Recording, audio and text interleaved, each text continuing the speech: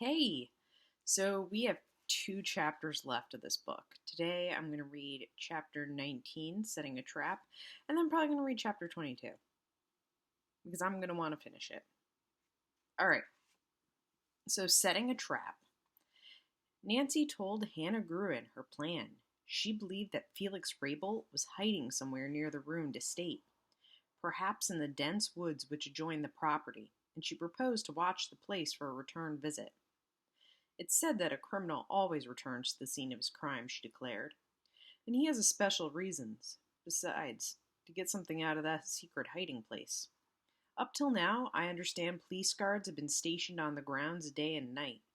The special investigators from out of town expected to finish their examination of the ruins today, and the guards would no longer be necessary. What do you plan to do? Mrs. Gruen asked.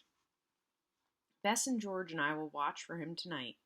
We may waste our time, but I have a feeling, I can't explain it, that we'll catch him near the burned house.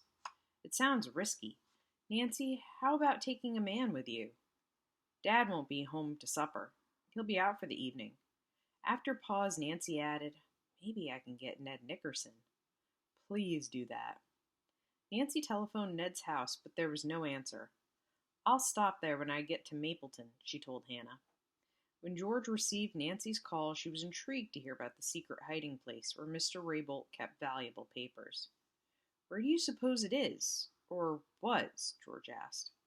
If it's still intact, Nancy replied, there's only one spot for a hiding place, behind the stones of the cellar wall. Even if Mr. Rabel doesn't show up, I'd like to try to find it. So come dressed for some digging. Nancy made the same request of Bess and added that she would pick her up in 45 minutes. Fine, Bess says. That'll give me time to eat and get dressed. I'll be ready. Finally, the girls were on their way to Mapleton. It's going to be pretty dark tonight, Bess commented. There'll be no moon. So much the better, Nancy declared.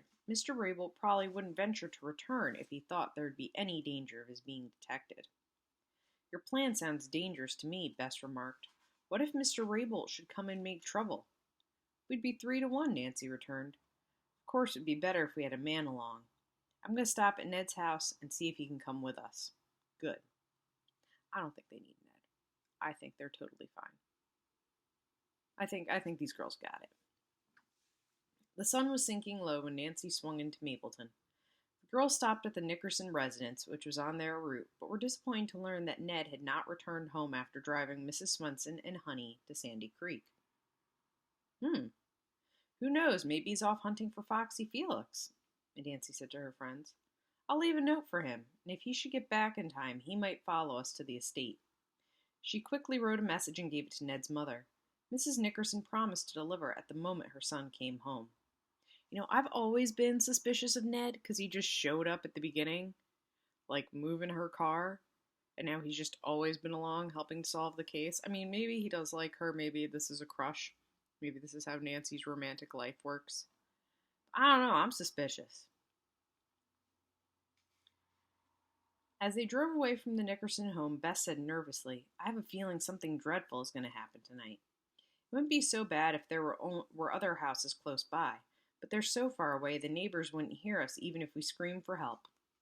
Calm down, Nancy advised. 3 strong, capable girls like ourselves shouldn't need any help.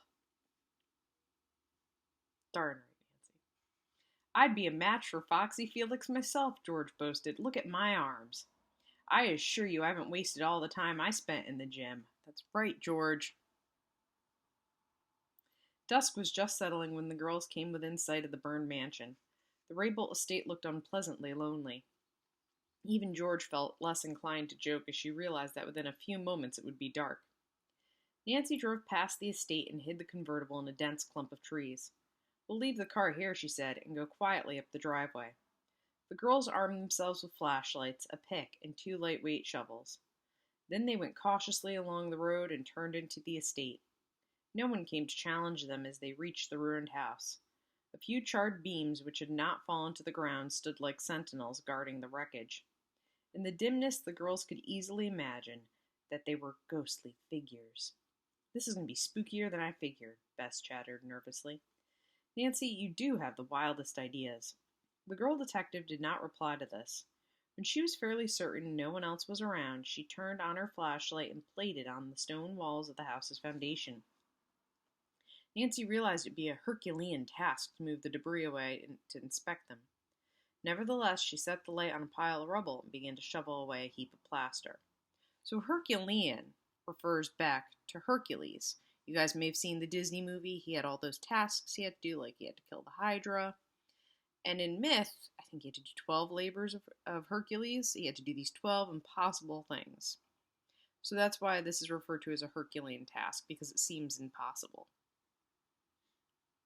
What do you expect to find? George asked, turning on her flashlight and setting it down. And tell me how I can help. A safe, Nancy answered. And how about you girls taking turns with the pick and shovel? The other one acted as lookout. Bess posted herself as guard while the others worked. Nancy and George uncovered several feet of wall, but found no loose stones or anything indicating a section to open. The stones were tightly cemented. Suddenly Bess whispered hoarsely, "Put out the lights. I hear someone coming." The flashes were clicked off and the three girls crouched down. They could hear nothing now. "I'm sure I wasn't mistaken," Bess said.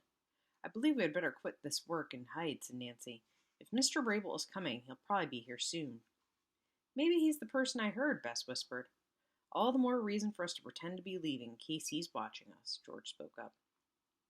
The girls left the ruins without turning on their lights, stumbling and falling over the debris. They went down the driveway, but before reaching the end, Nancy said, "Let's leave the tools here, go into the woods, and sneak back towards the ruins." They hid the pick and shovels and retraced their steps. Nancy found a place behind a clump of bushes, only a short distance from the ruins. The shrubs concealed the girls, yet disclosed a view of the driveway and the woods. Nancy and her friends settled themselves as comfortably as possible, but from the first, insects made it plain that they resented the intrusion. A half hour passed, then an hour. The girls were startled several times as twigs crackled or dead limbs of trees crashed in the breeze. "The bugs have nearly eaten me up," Bess complained, "and my back feels as though it were broken."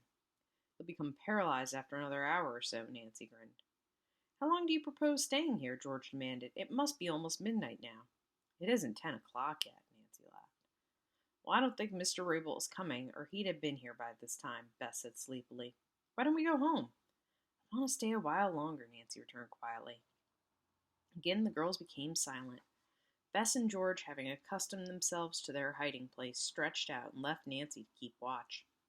They were no longer nervous or afraid, only weary of an adventure which had gone stale. Presently George became very quiet and then fell asleep. Bess's eyes closed too, and soon she was in a deep sleep.